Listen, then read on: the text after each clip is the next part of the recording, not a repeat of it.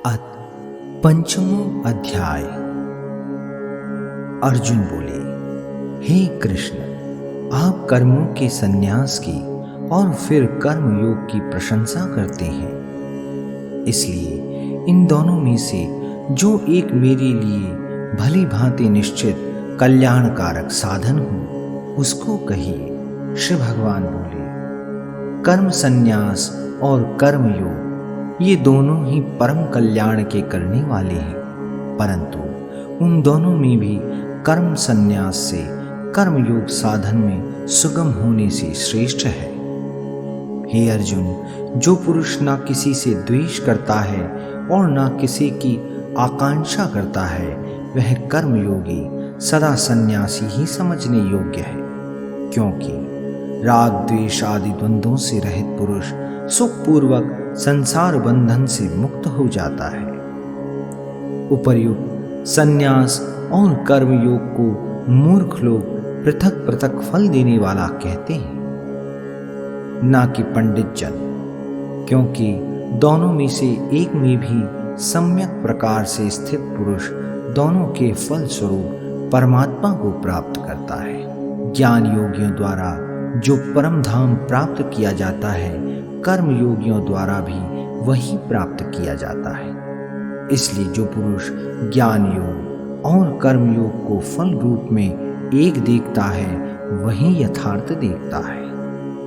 परंतु हे अर्जुन, कर्म योग के बिना संन्यास अर्थात मन, इंद्रिय और शरीर द्वारा होने वाले संपूर्ण कर्मों में कर्तापन का त्याग प्राप्त होना कठिन है, और भगवत स्वरूप को मनन करने वाला कर्मयोगी पर ब्रह्म परमात्मा को शीघ्र ही प्राप्त हो जाता है।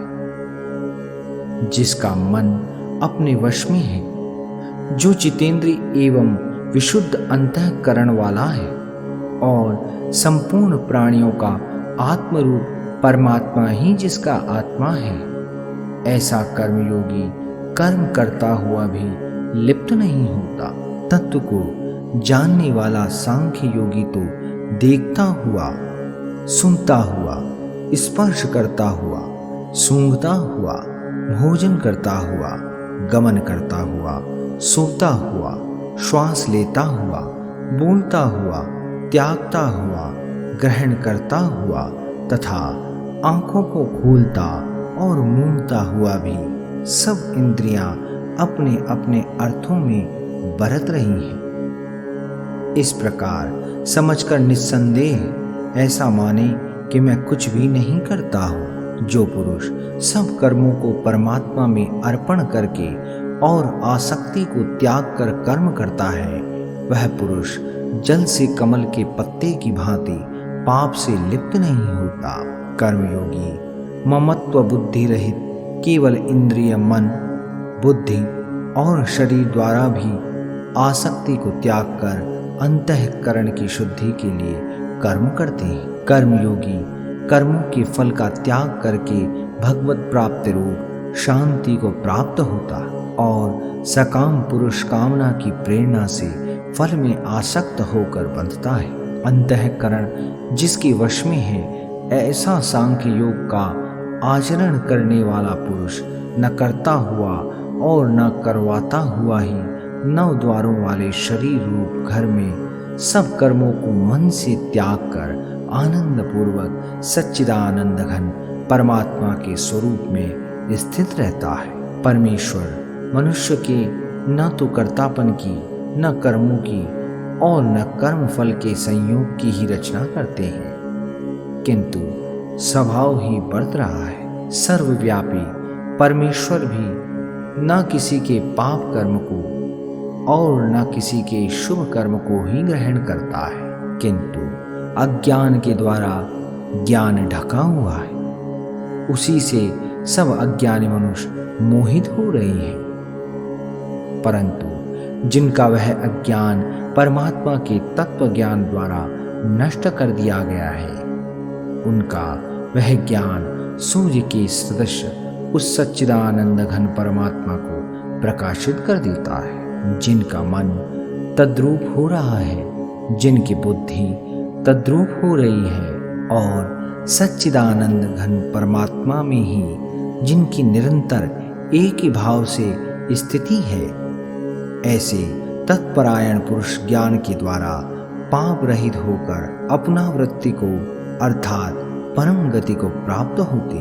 विज्ञानी जन विद्या और विनय युक्त ब्राह्मण में तथा गौ, हाथी, कुत्ते और चांडाल में भी समदर्शी ही होते हैं। जिनका मन समभाव में स्थित है, उनके द्वारा इस जीवित अवस्था में ही संपूर्ण संसार जीत लिया गया है, क्योंकि सच्चिदानंद घन परमात्मा निर्दोष और सम है।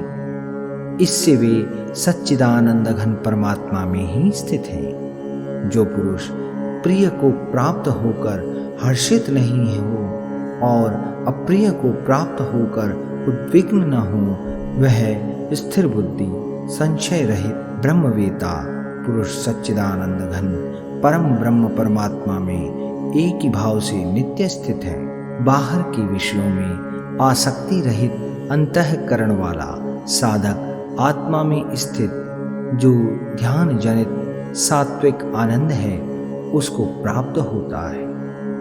तदंतर वह सच्चिदानंद घन पर ब्रह्म परमात्मा के ध्यान रूप योग में अभिन्न भाव से स्थित पुरुष अक्षय आनंद का अनुभव करता है। जो ये इंद्रिय तथा विषयों के संयोग से उत्पन्न होने वाले सब भोग हैं, यद्यपि विषयी पुरुषों को सुख रूप भासते हैं, तो भी दुख के ही हेतु हैं और आदि अंत वाले अर्थात अनित्य हैं। इसलिए हे अर्जुन, बुद्धिमान विवेकी पुरुष उनमें नहीं रमता।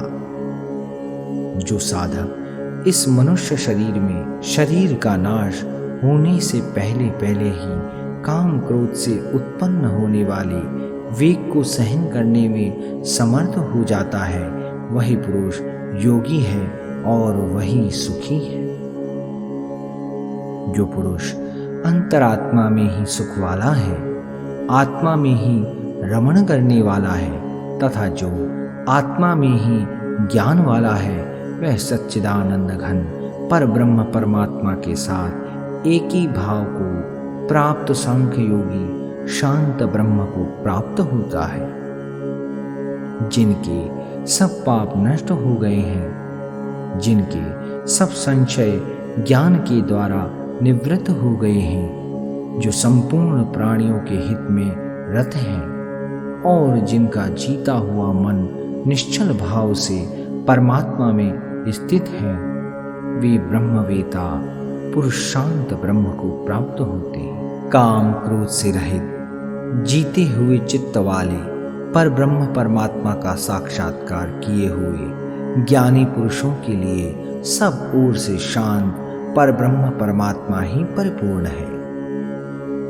बाहर के विषय भोगों को न चिंतन करता हुआ बाहर ही निकालकर और नेत्रों की दृष्टि को भ्रिकुटी के बीच में स्थित करके तथा नासिका में विचरने वाले प्राण और अपान वायु को सम करके, जिसकी इंद्रियां, मन और बुद्धि जीती हुई है, ऐसा जो मोक्ष परायण मुनि इच्छा, भय और क्रोध से रहित हो गया है, वह सदा मुक्त ही है। मेरा भक्त मुझको सब यज्ञ और तपों का भोगने वाला, संपूर्ण लोकों के ईश्वरों का भी ईश्वर तथा संपूर्ण भूत प्राणियों का सुहृद अर्थात स्वार्थ रहित दयालु और प्रेमी, ऐसा तत्व से जानकर शांति को प्राप्त होता है।